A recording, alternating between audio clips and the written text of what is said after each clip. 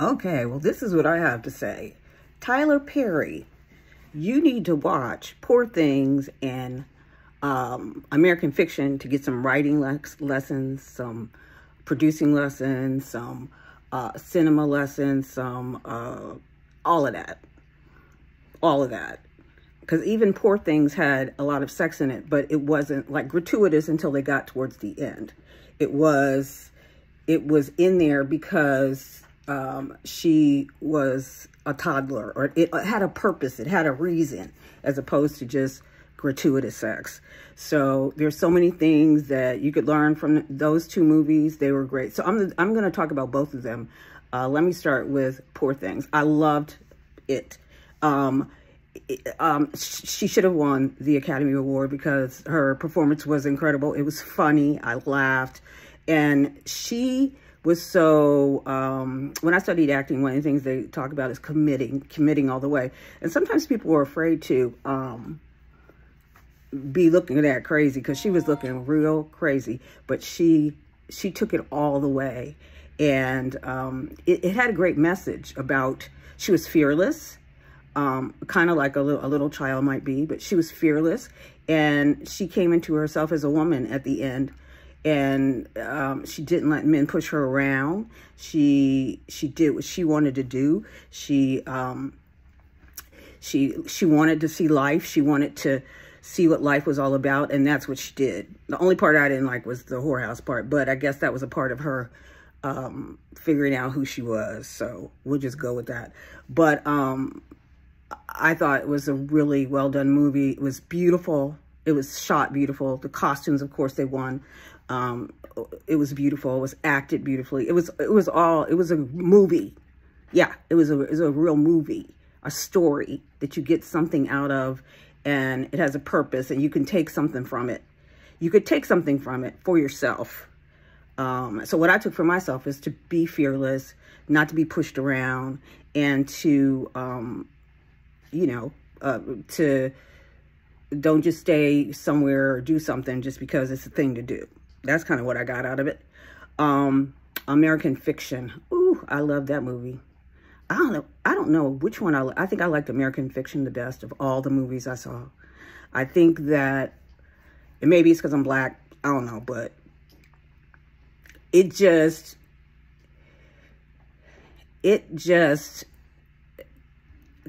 so many things. It was the tension of, should I make something commercial, or should I make something artful, or should I make something with my voice because I have something to say, or should I get over, which is basically what he and Issa, I don't remember what her character's name was, what she did, what she got over. She said she researched it and all that, but basically she got over because she created something that was selling.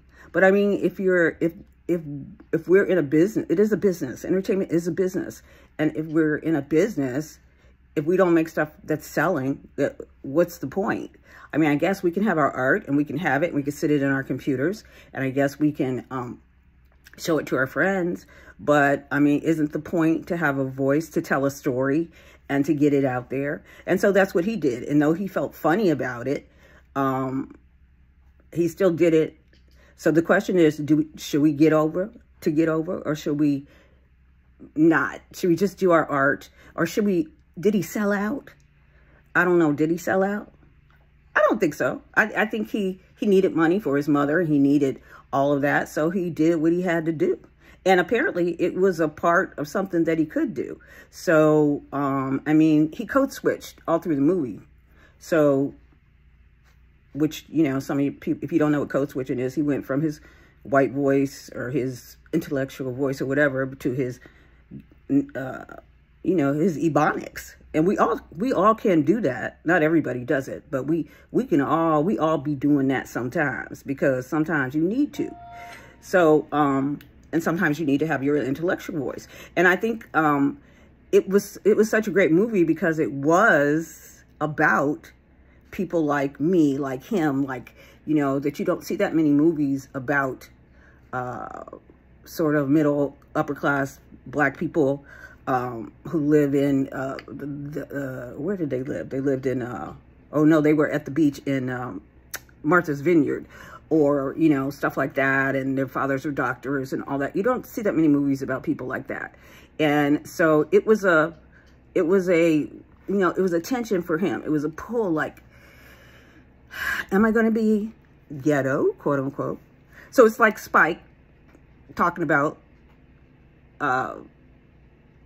what's his name? Tyler Perry.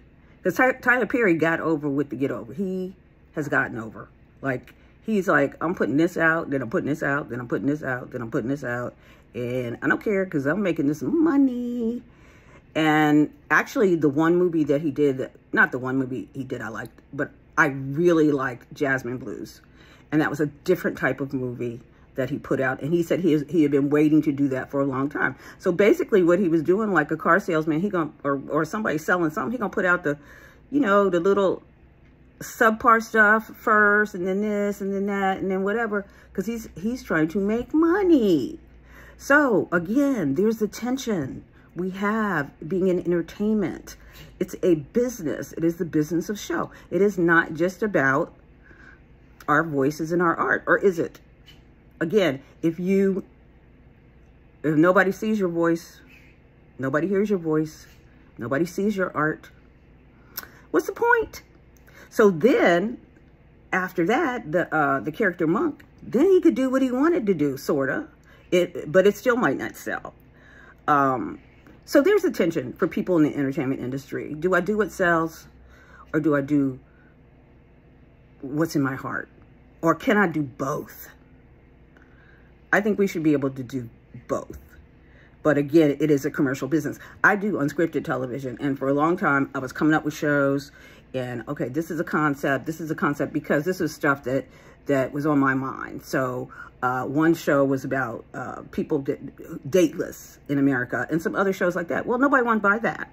So finally, I found these twins who renovate houses, and everybody wanted to buy that. So I said, okay, well, let me stop trying to sell what I want to sell, and let me sell what people are buying. That's any type of salesman is going to do that.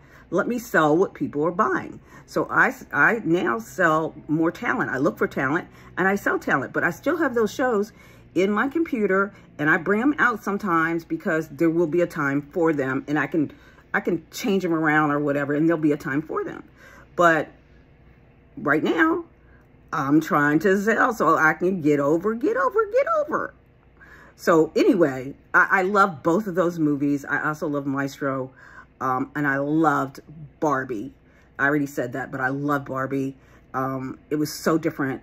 It had such a message. It was not a Barbie message. It had such a message that almost the same message as Poor Things, for women.